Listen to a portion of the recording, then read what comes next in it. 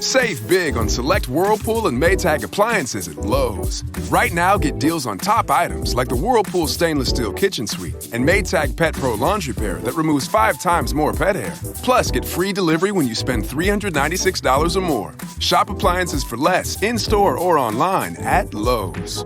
Comparing normal cycle with Pet Pro Filter and option to cycle using traditional agitator without Pet Pro Filter and option. Results will vary based on fabric and type of pet hair. Exclusions apply. See Lowe's.com for details. Offer ends 3/8. And now another no-brainer money-saving tip from Progressive. It looks like your luggage is over 50 pounds. Is there anything you can take out? Oh yeah, let me just toss all these $20 bills. Great. Let me grab you a trash can. Stop. Instead of throwing money away, move some clothes into a carry-on. And here's a better tip from Progressive on how not to waste money. Don't pay too much for car insurance. Drivers who switch and save could save hundreds. Progressive Casualty Insurance Company and Affiliates. Potential savings will vary. The following is brought to you by the Social Suplex Podcast Network. This is John Silver, lead recruiter of the Dark Order, and you are listening to All Things Elite.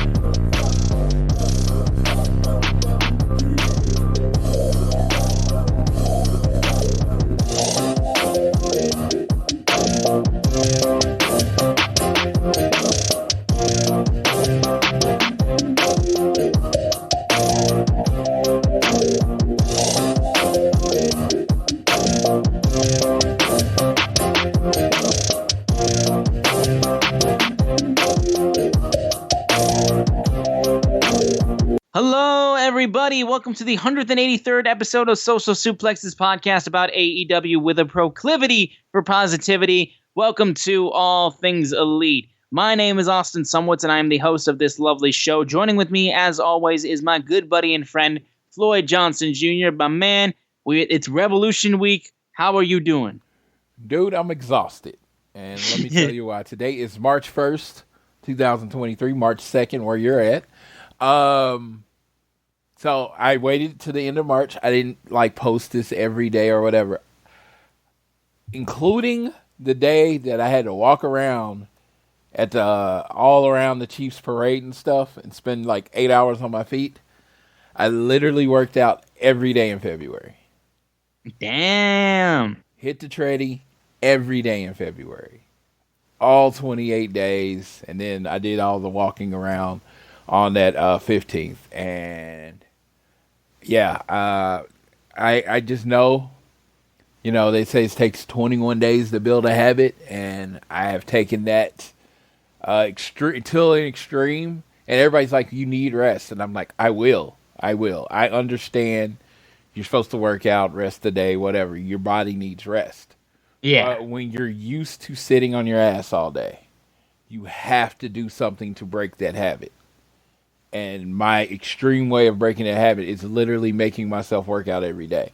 Do I go super hard every day? Not necessarily, but it's the idea that I get up and it's a part of my schedule. It's what I've done. I am down to 272. So that's 30-something pounds since the beginning of the year. I am happy to celebrate a big win. In 2018, Cody did a shirt with Clothesline, and it said "Spend it now, make more later." And if anyone knows me, that's kind of my philosophy on life: spend it now, make more later. Well, Clothesline, they make really soft style shirts that kind of cling, and I never liked how it fit.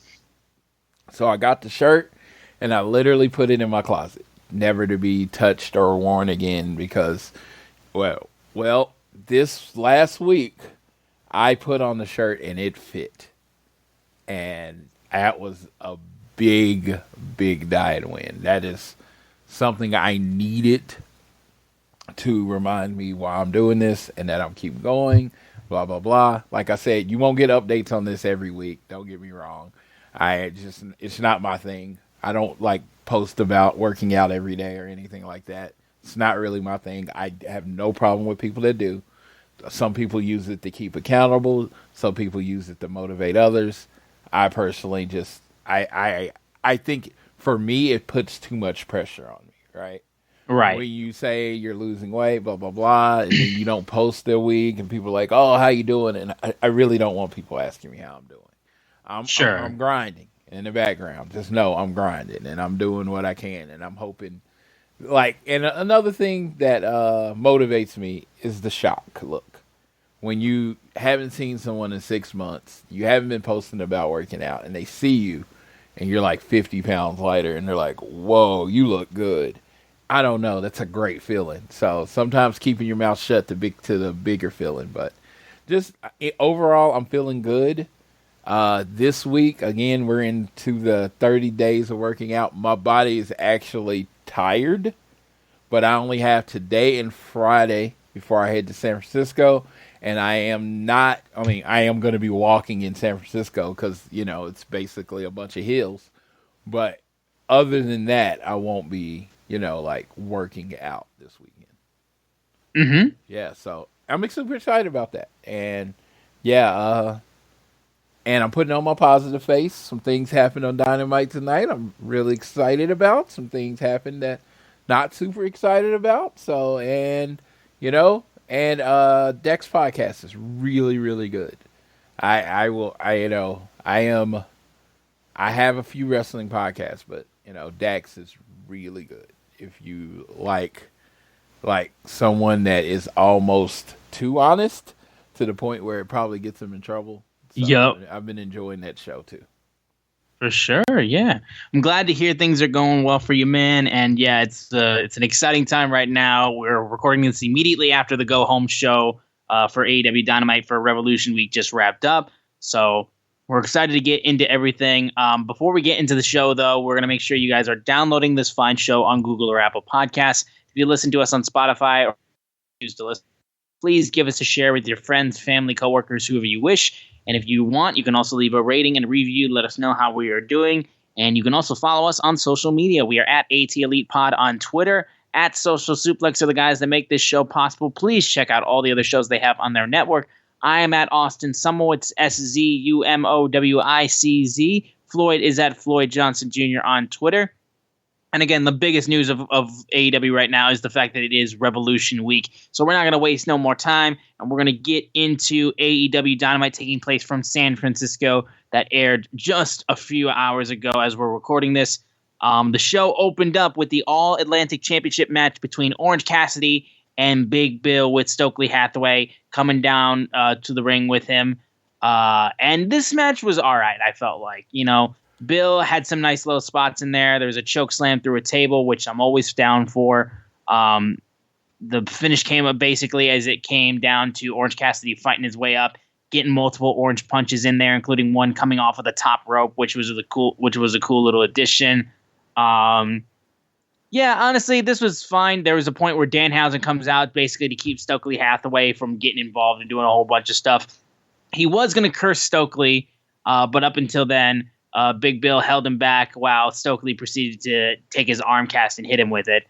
But either way, Orange Cassidy was able to get the 3 orange punches and get the win to retain the All-Atlantic Championship, though he was favoring his arm for a majority of the match, which would come later in a segment.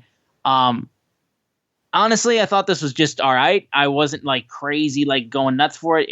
Orange Cassidy's had some outstanding matches as the All-Atlantic Championship, and he's made that title really entertaining. This was just one of the matches that just didn't really click necessarily for me. I don't know if that's the case for Floyd, though.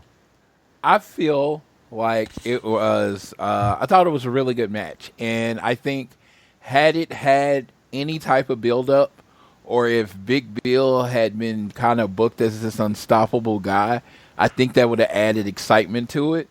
I felt like this was a waste of a really a first singles loss for Big Bill since he signed. I know he lost previously to Wardlow before he signed. Right. This was his first singles match since he signed, and I feel like they could have built it up to mean a little bit more. It just felt like a match thrown on the Dynamite, and I know they tried to give it stakes with Stokely having to wrestle they tried to give it stakes with the All Atlantic belt. I was thinking of something else. Right. Tried to give it stakes, and I'm like, it was fine. It was fine. I like how Big Bill just waved off the curse, and I'm a big Bill fan. I'm a Big Bill guy. I just think he's something that could be different in AEW, and I don't necessarily think I would have had him win the match, but don't get me wrong. I probably would have just rather somebody else been in the spot, and then you build to a Big Bill win. So, and it feel more important than just another notch on Orange Cassidy's belt. I thought the match was fine. I thought it was worked the way it needed to be worked. The two orange punches and then the super orange punch to put it out. That made it that Big Bill is a threat, and it takes a little bit more to knock him out. All that's good. So, in general, enjoyed the match. But like I said, I felt like you could have saved Big Bill's first single loss for later. Yeah, I that is a good point of you making it too, that it was his first singles loss for sure. I think that does add a little bit to it as well. But yeah, no, the build, you could have had a little bit more to it to add a little bit more. I felt like because Bill did have a good solid match. I think there wasn't anything that he did that was bad. Like I said, the match itself was just kind of like, it's cool to have, but I wasn't going massively crazy for it. Yeah, like him right now, I see with him losing this match, I think he should be on Dark, Elevation, ROH. Anytime they're shooting a show, Big Bill should be squashing someone.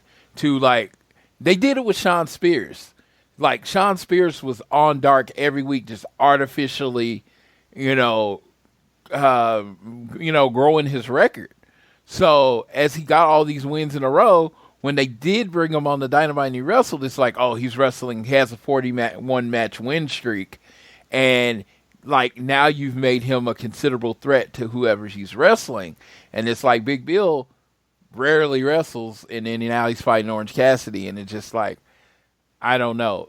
Him being big, of course there's a threat. There's a danger there, but I think it could have been built a little bit better, a little bit more. But I overall didn't have a problem with the match. Yeah, no, it was fine. Like I said, it wasn't anything that was like, upset me or anything like that, but it was just kind of fine. But moving off of that, we then had the AEW Trios champions, the Young Bucks and Kenny Omega, the Elite, coming out. However, lights went dark as soon as we were about to get right into the amazing guitar riff out of Carry On My Wayward Son. As the lights came back on, House of Black were behind them, and they jumped them. They held up the Trios titles. Then they disappeared once again to black. So that was their quick little thing of like, making sure they built up like the final moment for going to tease that match, which I don't think necessarily it even needs to be teased that much. I think House of Black versus the Elite for the title, for the Trios belts, that is a safe fucking match, and it's going to like wreck house, I'm certain. That's like one of the matches that I'm probably looking forward to the most with this show, because they will go crazy, I feel like. And I think it'll be one of the biggest spots for the House of Black to have, I think, for certain. Dude, I've been waiting on this match for months. It just made sense. It didn't need a build. It didn't need a story. You got two really dope three-man teams. House of Black really been booked well. You know what I mean? They've really been booked well. Even when they had to leave and came back, they've always been booked strong. And now you have against the Elite, who are the Elite. They are the namesake of AEW. So in a trios match, it feels really big. Like, it feels like a top 3 match on the card. I used to feel the same way about tag team matches in AEW. Mm-hmm. About 2-on-2 tag team matches, but the trios belt, I feel like right now seems to be, and building it seems to be the focus. Which, understanding with it being fairly new, I think, what is it, 6 months old? I think it was at All Out in September. Yeah. So yeah, it's about 6 or 7 months old. So you really want to build a belt. And this is so we'll see. And we already got out. This is their first real challenge after the 7-man series. So I'm really looking forward to Sunday. For certain, yeah. We then moved on to the Face of the Revolution ladder match, a match that would normally be on the main show, but the main show has gotten so long that this has been delegated to the Go Home Show, which, I mean, this match was unreal. The match featured Konosuke Takeshita, Ortiz, AR Fox, Eddie Kingston, Powerhouse Hobbs, Sammy Guevara, Action Andretti, and Commander fresh from AAA. First of all, Eddie Kingston in the build-up of this match is like, you ain't getting me to climb a ladder. It's not going to happen. And him and Ortiz basically just jumped each other and were just going after each other. And they just fought each other all the way up the ramp and disappeared basically for the rest of the match. Then the match then proceeded to just see a bunch of stuff. Takeshita was out fucking standing in this match again. I loved it so much. AR Fox had some nice moments. There's a point where Commander literally runs the entire top rope all the way off and then fucking flips and goes backwards. Ridiculous, dude. Commander in his first match in AEW just went wild. And everyone was talking about how he was going to be blowing people's minds with this match. And it was absolutely right. And I knew that would be the case from the clips that I had seen. But goddamn, dude, he went crazy.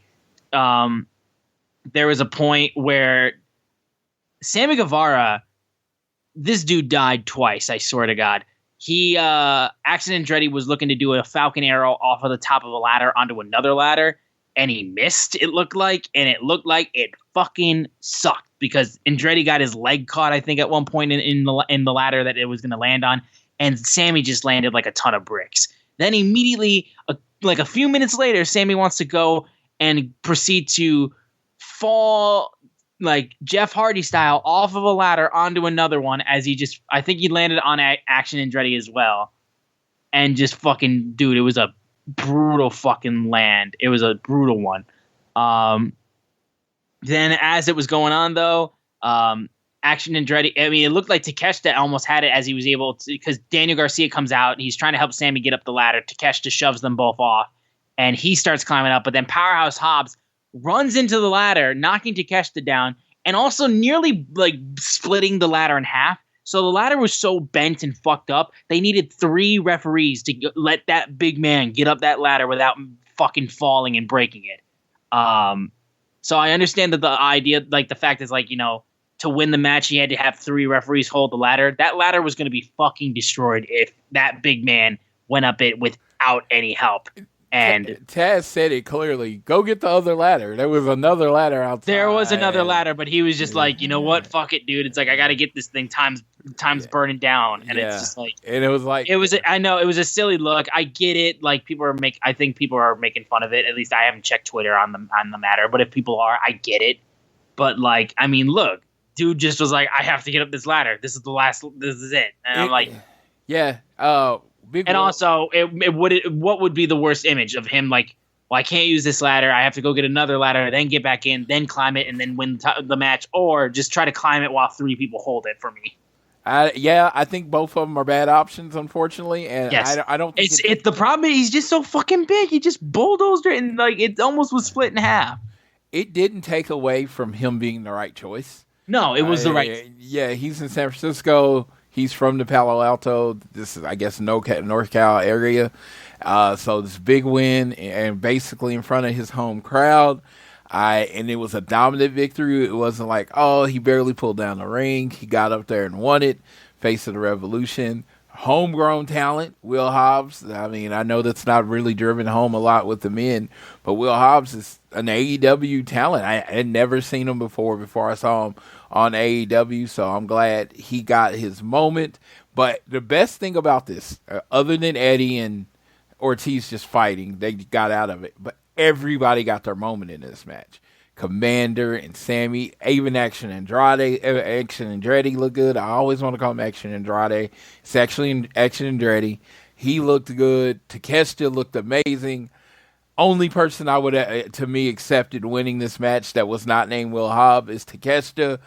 I'm really looking forward to where they're going. They showed Don Callis watching him again, and it's like, I'm kind of excited about where that goes, but this match really delivered. lived up to the Face of the Revolution brand that they have set. And yeah, it's the Book of Hobbs added another chapter, and I love it. Yeah, no, it was absolutely stellar. Like I said, this highlight of the show, this match was ridiculous, and yeah, I'm all for Hobbs winning this match. He then was about to confront Samoa Joe up until Wardlow came out, and they had to keep Samoa Joe and Wardlow separated as Joe then proceeded to make his escape out of there. And yeah, no, dude, this was again this was my favorite part of the entire show. We then had a backstage medical update saying that Chuck Taylor and Trent were not cleared to compete in the Casino Tag Team Battle Royal, which made me very sad. I did say, though, even though Orange Cassidy was struggling with his arm, Danhausen and Orange Cassidy, they would be taking their place as Danhausen would make the call. And I was like, okay, fair enough. We'll get to that later, though. We then had Jericho versus Pretty Peter Avalon. So basically, remember how Peter Avalon was like, I'll face it. I'm going to face Ricky Starks. And then he got killed by Chris Jericho. This is him trying to get revenge. And he got a good amount of offense up until very quickly later. He was able to get the win with the code breaker. Jericho then got Floyd the baseball bat and started beating the shit out of Avalon up until Ricky Starks came out and chased him out of the ring. The JAS then with Hager and Daniel Garcia came out. They beat the shit out of Ricky Starks while Jericho was just watching. Judas effect on Ricky Starks, and he proceeds to that's the build going into this weekend for their match as well. And that's what this was. This match was basically there just to get the build moment for a lasting image before their match at Revolution. Thanks for coming, Peter. Love you to death. But yeah, I mean, I'm excited for Ricky versus Jericho. I think that's a chance to be a really, really underrated match on the card. And the only other thing I could notice about the match was the fact that fucking Peter Avalon's spray tan was getting on Chris Jericho's stomach, and it was just super distracting. Spray tan, yeah, it's like they need a spray tan class where you get where you can get the spray tan like good and dried before you wrestle, because when that comes over, it's pretty terrible. Oh yeah, but yeah, this match was what it was. There's really not a lot to say. Chris Jericho beat him. Yeah. Yep, he beat him, and again, we got some heat going into their match at But just know, I'll be there Sunday, because Jericho is nothing without his Floyd. There it is. He's got to be there, dude. He's got to be there. Got to be there. Yep. So yeah. Either way, we then moved on to an in-ring interview with Christian Cage, where he said, I beat Jungle Boy to death, and now he's saying in 2023 he's going to win the singles title over my dead body. And that's when he was talking about, you want to roll somebody up for a quick win, or do you actually want to beat someone for their title? He's like, I showed you how a real man conducts his business when I smashed your head with a chair and left you in a pool of your own blood and piss. It's like, you want to win the title so you can go home and show it to mommy. You treat this business like a video game, where I treat it like an ATM, and I'm not done milking this industry dry. And he said, look, this Sunday, no rules, no regulation. Let's just make it a fight. And at the end of the day, you're just like your father. You're a no-talent hack, and this business isn't for you. You don't have my grit. You don't have what it takes. You don't have an ounce of what I have. Lights go dark, and on screen, we have Jungle Boy digging a grave as he watched back, what had happened when he didn't hit the concerto and missed his opportunity. And then when he got hit with the concerto by Christian Cage, and then he flashed back to all the nice moments he had with Christian. One tear goes down his eye as he keeps digging the grave. That's for Christian Cage. For a split second, I was almost like, buried alive match? I was almost like that, but regardless of the fact, that was a cool little moment for Jungle Boy to have something like that. But yeah, I'm very excited. It is confirmed that this will be a street fight. And yeah, this match will be probably fucking awesome because it'll be the nice little closer on this feud. And I think it'll give a chance for Christian to be able to do some other stuff as well. And Jungle Boy, because it seems like Jack Perry is going to be having a busy 2023 because I know that they have a lot riding on him for sure. Dude, yeah, I'm very excited. I honestly thought, Again, I kind of went Bray Wyatt for a minute and a little deeper. When they showed he was burying, I thought he was going to be burying himself. Like that nice guy, that wholesome image of himself that didn't hurt anybody. You know what I mean? And he was finding like a darker side. But then he's like, he's going to bury like Christian. I was like, that works too, dude. This is trying to show an edgier side of Jungle Boy. Somebody that people can take super serious and look at as a champion in the future. Christian has done everything to get the man over, so let's go. Yeah, let's go. Let's see how this whole thing plays out. We then had the FTW Championship match between Hook and Matt Hardy. And this was fine, honestly. It's just kind of there. Hook at one point got thrown into the ring post by Ethan Page. Matt Hardy was then looking like they might get out of there. At one point, Stokely Hathaway takes his arm cast off, gives it to Ethan Page, and he knocks Hook down with it. But as one point, Hardy tries for the twist of fate. Hook is able to get a submission on him. Hardy taps out. Hook retains the FTW Championship. Honestly, this felt like filler. I will say this just really felt like filler because it didn't really do anything to build up towards Revolution necessarily. And it just kind of was like, okay, you know, I love Hook and I'm glad he was on Dynamite and I like Matt Hardy, but like why was this on this show? I felt like, you know, you could have had something on here to, you know, there could have been something else on here maybe to actually book another match that would have been on Revolution or maybe the buy-in or something like that. I don't know, man, but it just seemed like, you know, this was just kind of there. Like, you know, oh, we need to fill another segment. Let's get Hook and Matt Hardy out there. Dude, this was funny because Matt Hardy was telling a story in the match that he was trying to make it look like he was trying hard, but he had I get that. Yeah, he had no intention of winning. Like, as soon as Hook puts on the thing, he didn't even get him. He's just like, tap. And then you see the camera on him, like you see Stokely with his amazing facial, like sitting down, like, oh shit, I gotta fight Hook in a no DQ match. And then you see Matt Hardy on his knee, like, oh my god, I lost, but he's laughing because he knows that he gets to watch Stokely get beat up because he can't stand Stokely. So. Right. Yes, this is Matt Hardy playing chess while Stokely's playing checkers. It's amazing. Yeah. No, and again, I dug that little bit right there where he's like, you know, oh, you beat me, blah, blah, blah. Now Stokely has got to deal with this bullshit. But it did still feel, at least to me, kind of fillery. We then had a backstage segment where we had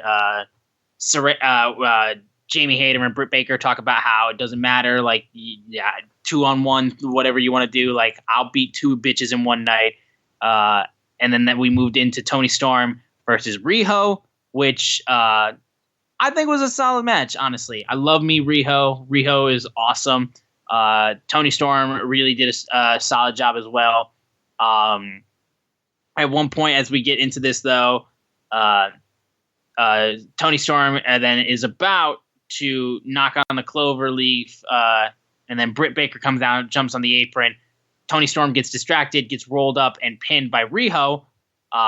Baker and Toni Storm are going to be start fighting on the outside when Soraya and Jamie Hayter, and they start fighting. Ruby Soho comes out at one point, looks like she's going to save Jamie Hayter, and then she starts fighting with Jamie Hayter because every woman for herself, and they have to get pulled apart, and there's your closing moment for that match. And this was solid, I thought. I didn't have anything too nitpicky about this. I liked everybody who was in the match and who was involved in the segment. And it was fun. I thought it was solid, honestly. I dug how, like, you know, Ruby was, like, genuinely like, no, it's not going to be just like, I hate Soraya. I'm going to beat somebody to win this title. I thought that was a nice little moment, too. Dude, so I like it because the women's match is actually looking forward to because there's a big story around it, right? I don't know where the story is going. I don't know who's turning and who's going to be on each person's side. And the fact that Jade is not involved in it actually makes me think Jade's going to be involved in it because Jade wasn't mentioned wasn't have a backstage interview. It just feels like she's going to be involved in this in some way.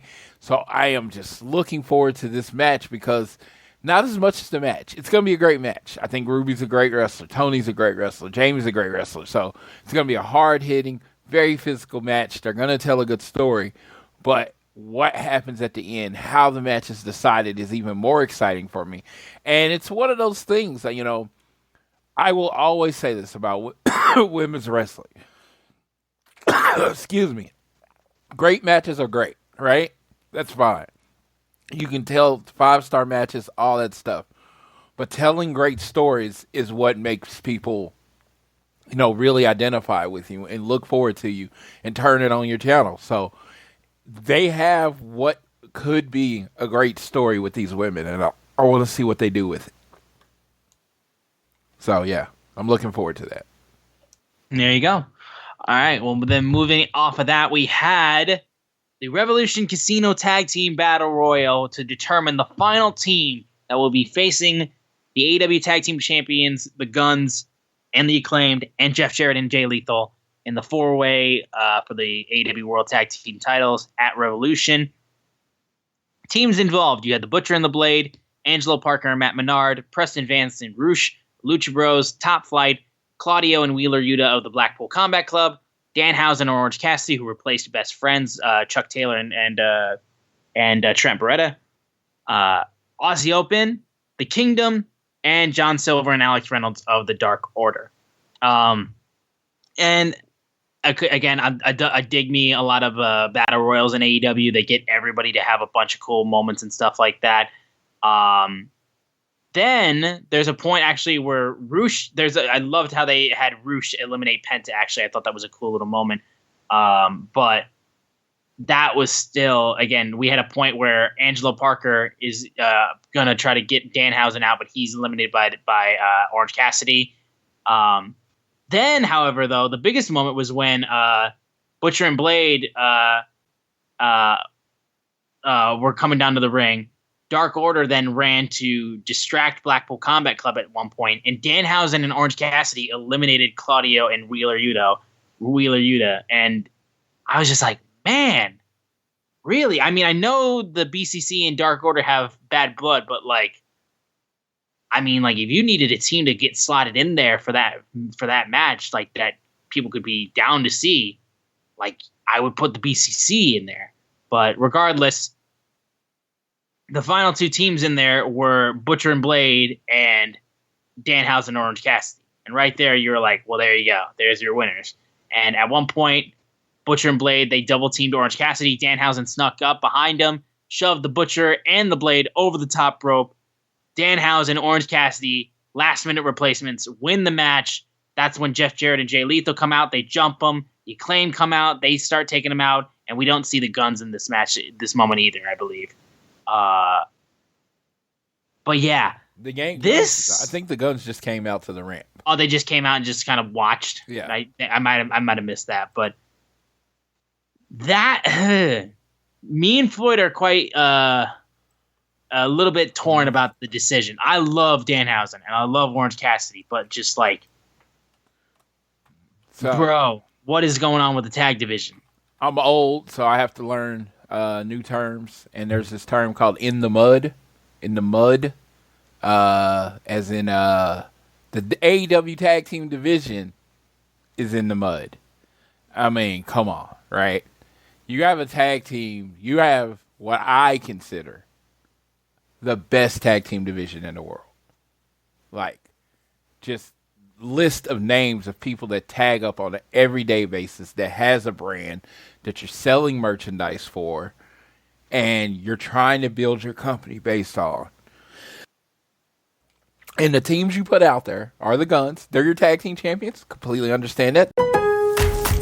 Save big on select Whirlpool and Maytag appliances at Lowe's. Right now, get deals on top items like the Whirlpool stainless steel kitchen suite and Maytag Pet Pro laundry pair that removes 5 times more pet hair. Plus, get free delivery when you spend $396 or more. Shop appliances for less in-store or online at Lowe's. Comparing normal cycle with Pet Pro Filter and option to cycle using traditional agitator without Pet Pro Filter and option. Results will vary based on fabric and type of pet hair. Exclusions apply. See Lowe's.com for details. Offer ends 3/8. They got to defend the title. No problem with that. The Acclaim, hottest act in AEW, might be the hottest act in the world. No problem with that, right? So you only do 5 pay-per-views a year, right?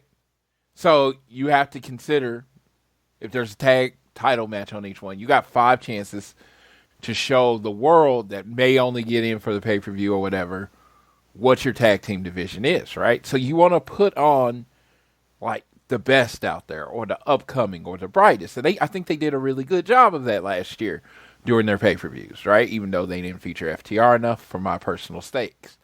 But that being said, you have these 2 spots where you can really feature people, like drive this home that this is like, hey, the Acclaimed, they've been a tag team for a while, homegrown talent. The Guns, homegrown talent, right?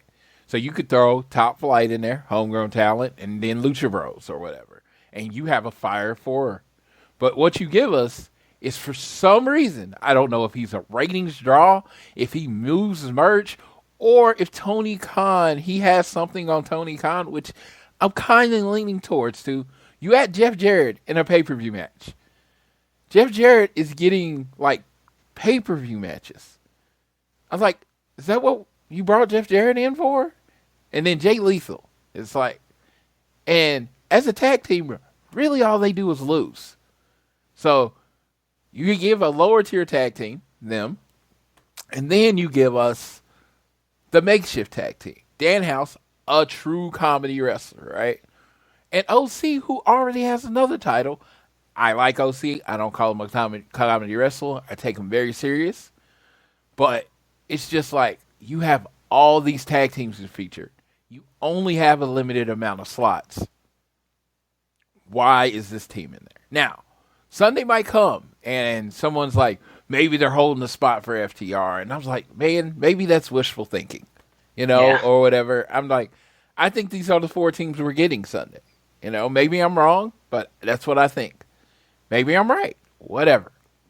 I just don't think these 4, as a representative of your tag team division, actually represents your tag team division. Your tag team division is better than these 4 teams. As a whole. I would actually even prefer it just be the Guns versus the Acclaimed and them just put on an amazing match, as opposed to having these 2 other teams that literally do nothing for the tag team division. And this is coming from a person that just loves tag team wrestling. This is my preferred division. This has nothing to do with FTR. I want to make that very clear. It has nothing to do with FTR. As far as FTR is concerned, they're not working into April, right? It's not April yet. So let's take them out of it. It's just, like I said, you got the Lucha Bros, you got Top Flight. You have all these teams that could have made this match better. And it's just like, who's going to be doing the jumpy flippy shit? No one. That's what you need in a Fatal 4-Way. They're supposed to be fun. It's like, I don't know. Mm-hmm. I don't know. It just seems like this match could be very comedic, and I don't want that. I don't want that not in my title matches. Not in my matches for the championship. It seems like there's going to be a lot of comedy in this match. And yeah, your boy will probably be in because they have this amazing thing at the Chase Center in San Francisco. It's a waffle cone, so it's a chicken and waffle cone. So the cone is a waffle, and then they stuff it with chicken. Oh boy! Drizzle syrup on top of it. That's probably where I'm going to be at during this match. Okay. Now, I'll know who won or whatever, but I like generally pay-per-view build-ups. The Go Home Show is supposed to make people run out and buy the show. I bought the show already. Everyone knows that. I'm not the person they're trying to sell to because I'm buying it no matter what. But I don't see anyone saying, you know what?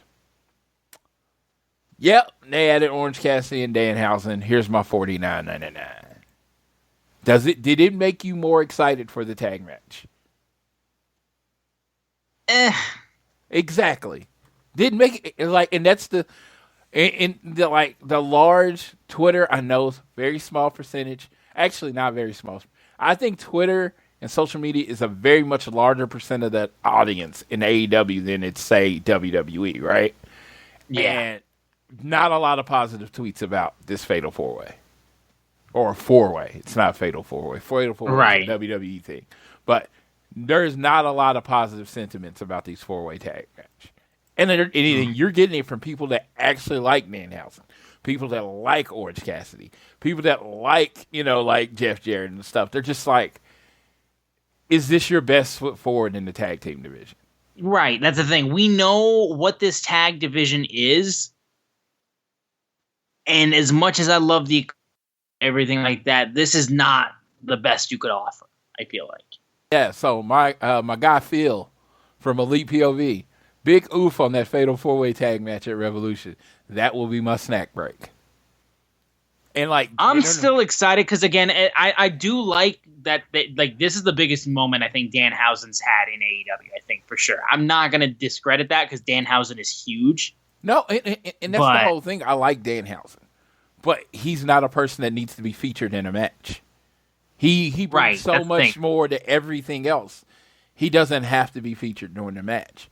He's a great. I love Danhausen. When Danhausen signed and everybody was hating, I'm like, you need people like him, right? He's like R-Truth. He's like that kind of stuff. But I don't want R-Truth fighting Roman Reigns. I don't want R-Truth in a World Tag Team title match. I want R-Truth being R-Truth over to the side while everybody else does their thing. Right. Yeah.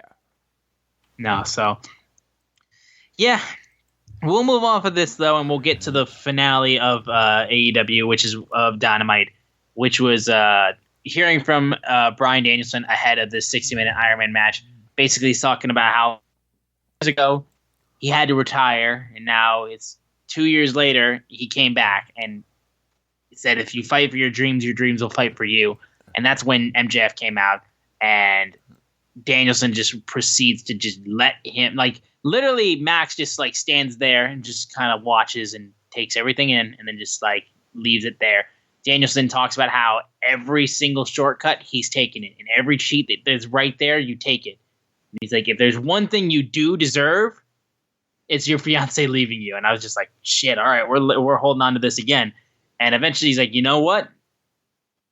Unlike you were born with a silver spoon in your mouth, but I fought for everything. My dream is to be AEW World Champion, and I'm willing to fight for it. So he said, you're going to have to want to fight for every 60 minutes. And if you don't fight for those 60 minutes, you're going to get your fucking head kicked in. And that closes it out. It's a safe main event, and it's going to be a banger of a main event for 60 minutes. Those guys are going to go fucking crazy. And that closes out Dynamite for leading into Revolution this weekend. 5-star Bryan Danielson promo.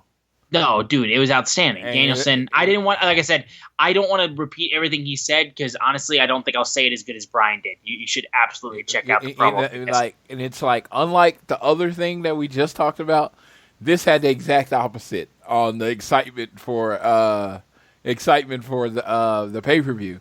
And it even goes to the point where people are like, Bryan Danielson might have been the best person to ever do this, as far as being a professional wrestler. And what they mean is not just in-ring, cutting promos, telling stories, making matches that shouldn't match work.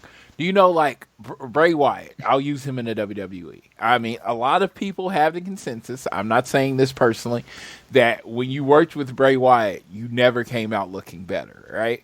And he had a bunch of matches people couldn't watch. Dude, I was at the Rumble when Bray Wyatt fought Bryan Danielson. That was an amazing match. He made that match interesting. This dude can make anything work. Do I think he's the greatest wrestler ever? I think he's in the conversation as far as performer.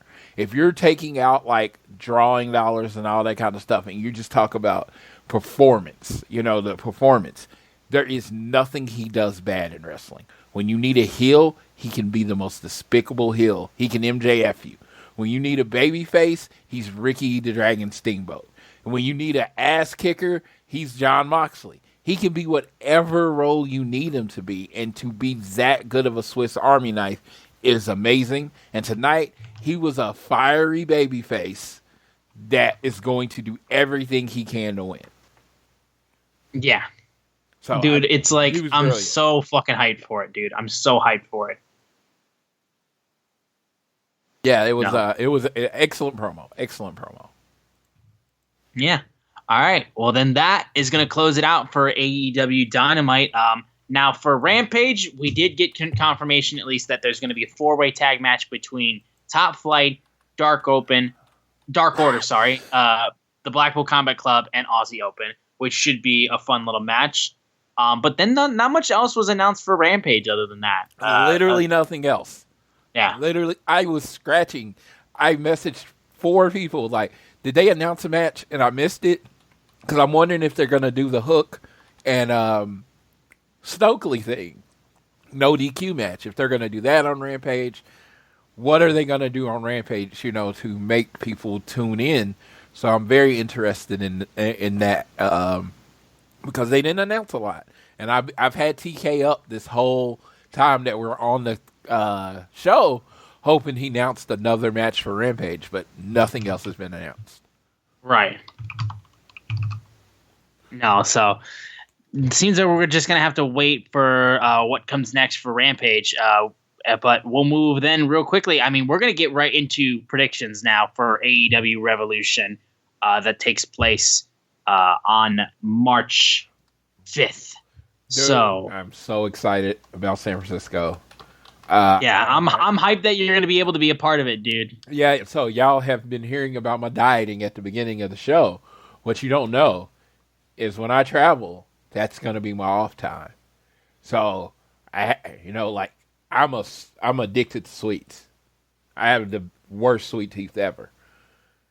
And I get to let the fat kid out and play this time. And I get to play at Ghirardelli Chocolate, at the Ghirardelli Chocolate Experience. That's where the fat boy gets to come out and play.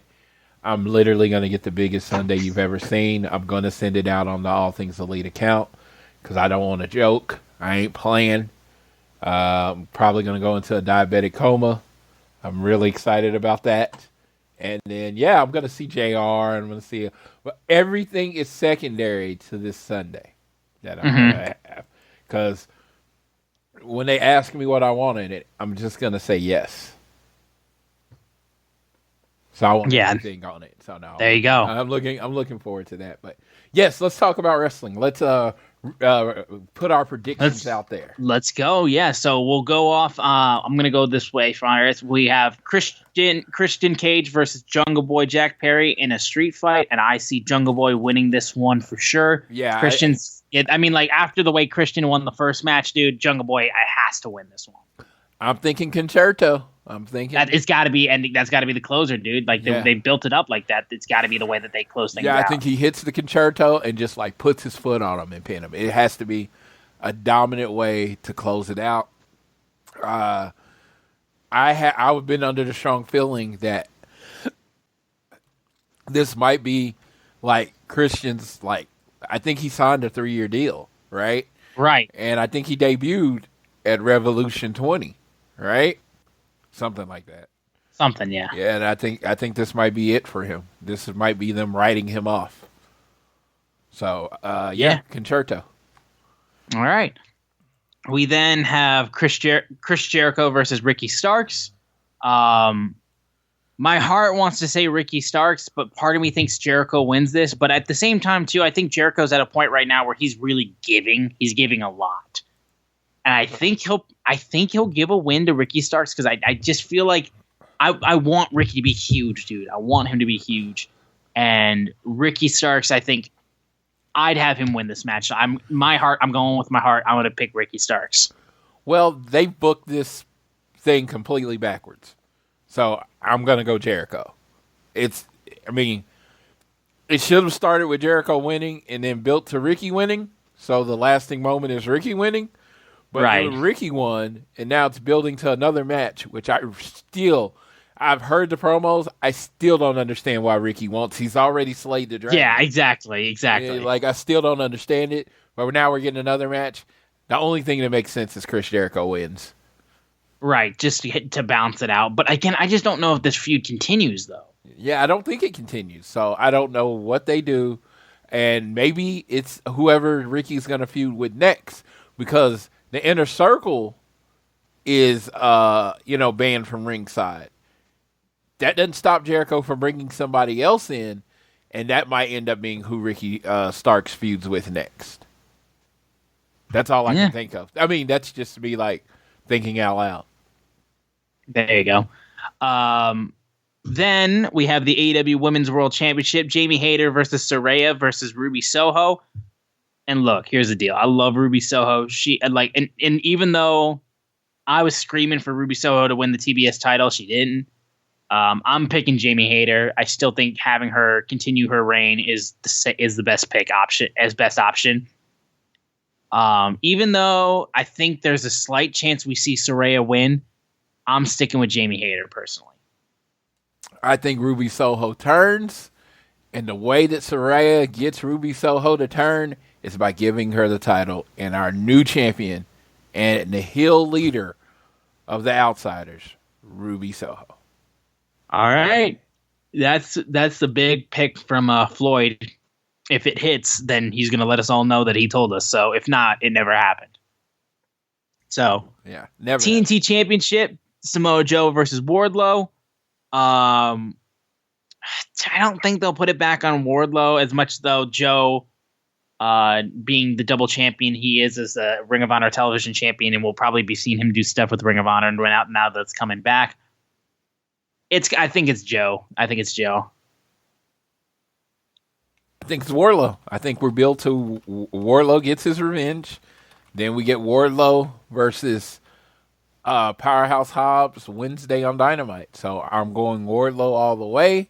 I think Samoa Joe, the king of television, is one of my favorite characters, and I would love his reign to continue.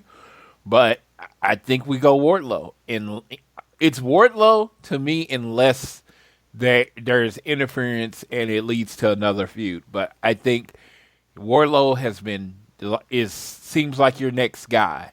And no one liked this reign, and you got rid of it to try to rebuild to this moment. So Wardlow wins. All right. Next, Jon Moxley versus Hangman Page in a Texas death match. I got Hangman. Winning, honestly. This is literally my most anticipated match. I had a feeling this would be. This is the match that I'm there for. There's no FTR, so I just want two people to beat the shit out of each other. And that's pretty much what's going to happen with Mox and Hangman. I'm setting over-under at 1 minute before someone's bleeding. I'm saying 3 tables gets broken during this match. This is going to be a fight. I am looking forward to it. I am going Hangman, and the reason is I think he's the next challenger for MJF. So I am going Hangman, and I also think the Dark Order might accidentally get involved. Oh, okay. All right. But I am going Hangman because I think Max is going to need another opponent, which that should probably tell you my prediction for that match. But I think it'll be Hanger. Okay. We have the Elite versus House of Black for the AEW World Trios Championships. Love House of Black. The Elite are still going to be unstoppable, I feel like, and I'm going to have them win this one for sure. Your winners. And no! Really? Dude, like, you brought Malachi Black in. You said, hey, we're better than WWE. The grass is greener. Blah, blah, blah. And you're going to have him lose every feud that he's in? No. You got to give him one. I think it's a safe thing. The House of Black is hot. The crowd loves them. They pop every time. They are menacing heels. It now gives the Elite a mountain to climb to try to get their belts back. And especially with faces, the story's in the chase. The story is in the chase. So, one of the Young Bucks, maybe, dude, let's do it, Kenny. Kenny catches a black mass. Malachi Black gets the pin, especially with outside interference for Julia Hart. I'm going House of Black. Okay, all right. Well, okay. and I want to say this. Perfect world, okay. The Elite win.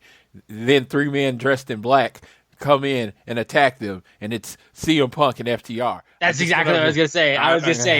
If that's going to happen, I need CM Punk, FTR to come out and fucking completely flip the script and just screw the Elite out of it. Yeah, that's perfect world. I mean, that is perfect world for real. That is dreaming. And let me tell you, if that happens this Sunday, first of all, it's the greatest pay-per-view I've ever seen in my life.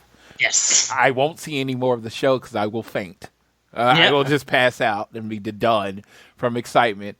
And I will say Dax Harwood is the greatest worker of all because he has done nothing to make you think this is happening. I'm just like, they have given us nothing about we're just friends. Punk puts a video of himself taking an ice bath tonight. They have done nothing to let us know this is coming. And that would make it 20 times better. And honestly, it would feel like the show needs a little something like that.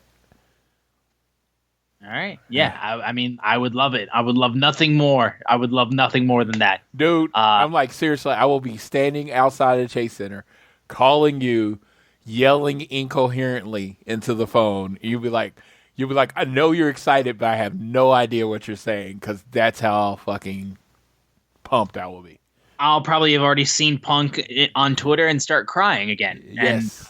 It really is clobbering time. It's been clobbering time for a while, but it is absolutely clobbering time now. We'll see, bro. We'll see. Again, I have no faith. I have no faith at all, but we'll see.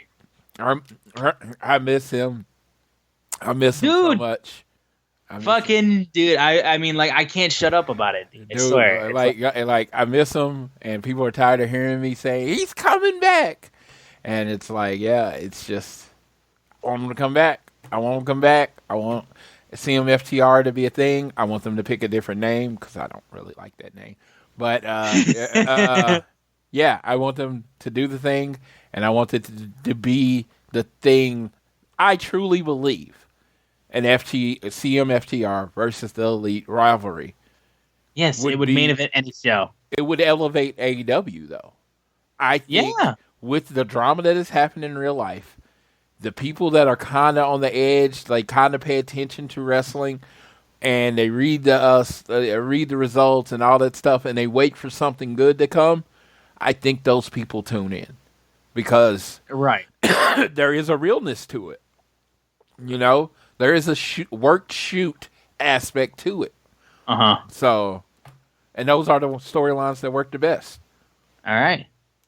Now, AEW World Tag Team Titles, the Guns versus the Acclaim versus Jeff Jarrett and Jay Lethal versus OC and Danhausen. I literally was just scrolling through Twitter and saw AEW Bash at the Beach from like 2020, back in January 15th. Where the AEW a match where you had a winner would get winner would get a tag team championship match with SCU. The qualifier for that match was the Young Bucks versus Hangman and Omega versus Santana and Ortiz versus Best Friends, and it was in response to someone saying, "Never could I have predicted this to be the tag team title match," and it was for this match. It's a weird time. And again, AEW Tag Team Wrestling, that was like the one thing I thought was always going to be top tier for AEW, and it's taken a genuine hit.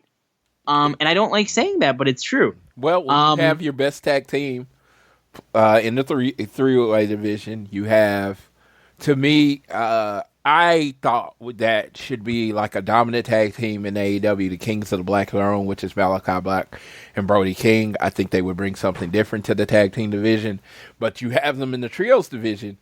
You know, you're taking away from the tag team division. But I still think the tag team division is strong. I just don't think this is the best representation of what the AEW tag team division exactly. is. No, absolutely. Absolutely. But it's the Acclaim that's winning this thing. They're winning it back.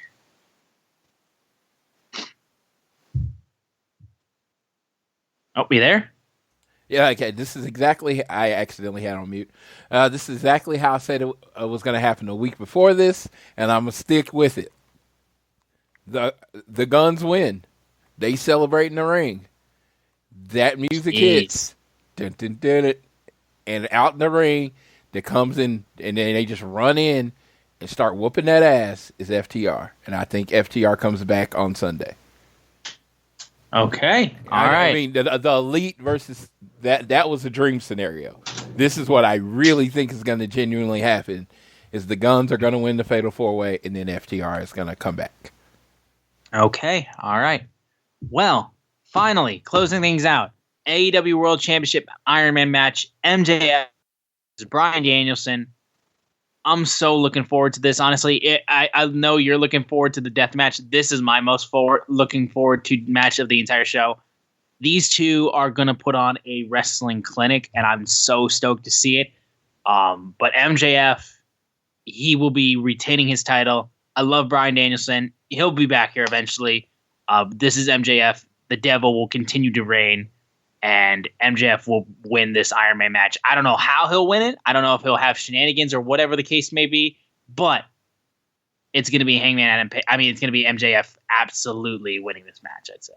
Yeah, I see the Diamond Ring playing a role, as in him knocking him out and then putting him in the armbar.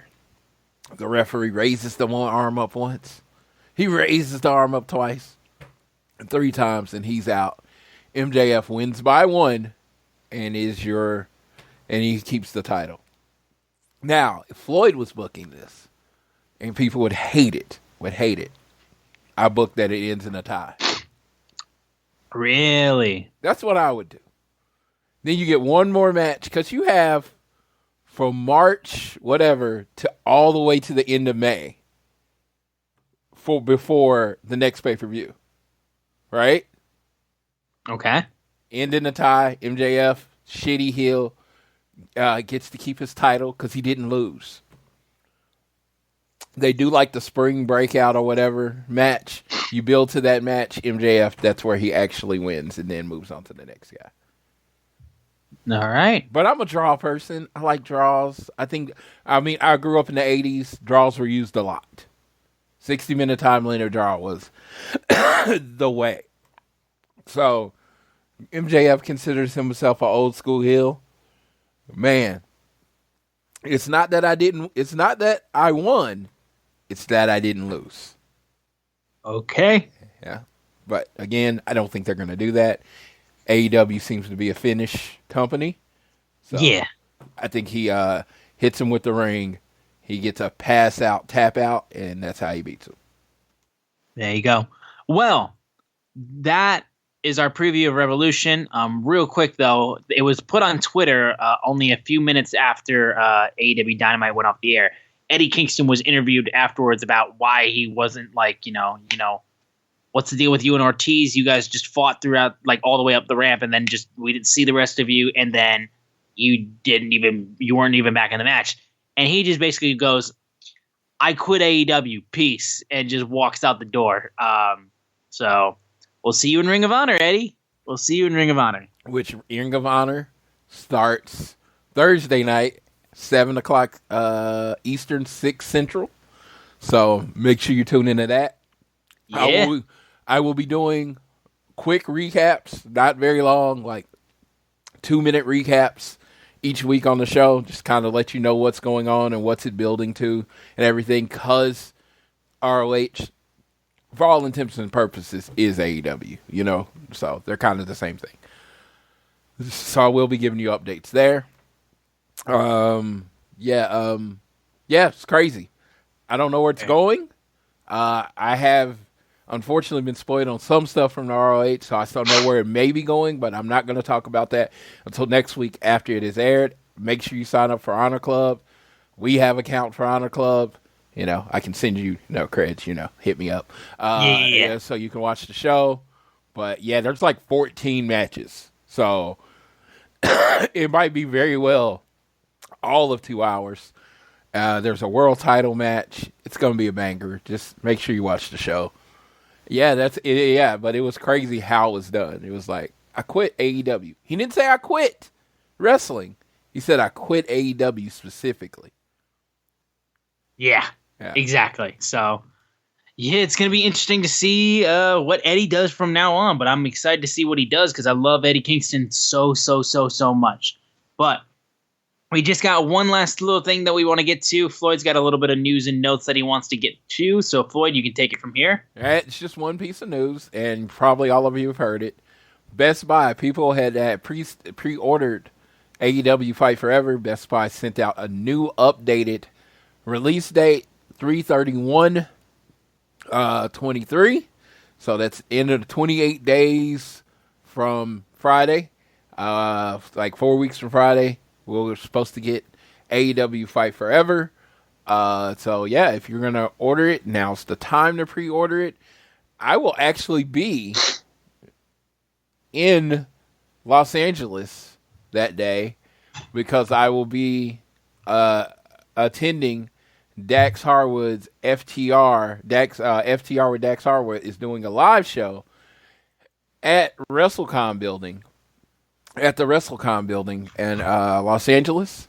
You can go to FTRwithdax.com to if you want a ticket, if you're going to be in LA. And if you're going to be in LA, hit me up. Say hi to Floyd. Like, dude, let's party. Let's take a couple tequila shots. Cause it's only on the night of that show because we're Ubering to the show so me and JR can get as drunk as possible. So if you want to come party with Drunk Floyd, I'm much louder, which you probably didn't think was possible. And, and I have no filter, so that'll be fun. Yep. All right. Well, that, I think, is going to do it for this go-home episode of All Things Elite heading into Revolution, taking place March 5th. Super stoked and excited to see how the show goes. Again, if you want to continue to support this show, this podcast, you can download us on Google or Apple Podcasts. And if you listen to us on Spotify or wherever you choose to listen to us, please give us a share with your friends, family, coworkers, whoever you wish. And don't forget to leave ratings or reviews and let us know how we are doing. And you can follow us at AT Elite Pod on Twitter. Now you can also follow at Social Suplex on Twitter. They are the guys that make this show possible. And you can check out all the other shows they have on their network, which you won't be disappointed with. I am at Austin Sumowitz, SZUMOWICZ. And Floyd is at Junior on Twitter. And with that, I'm going to go ahead and pass it off to Floyd, and he can take us home on this episode of All Things Elite. Hey, be nice to people. It's Happy Women's History Month. I found out that was the thing today.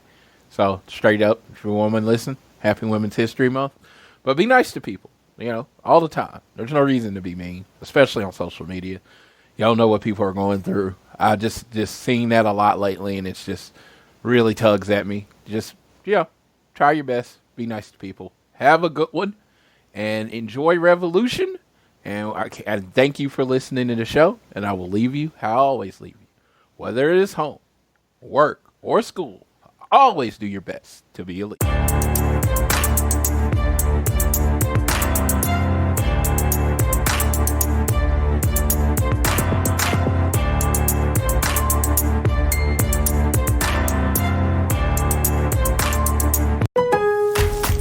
Save big on select Whirlpool and Maytag appliances at Lowe's. Right now, get deals on top items like the Whirlpool Stainless Steel Kitchen Suite and Maytag Pet Pro Laundry Pair that removes 5 times more pet hair.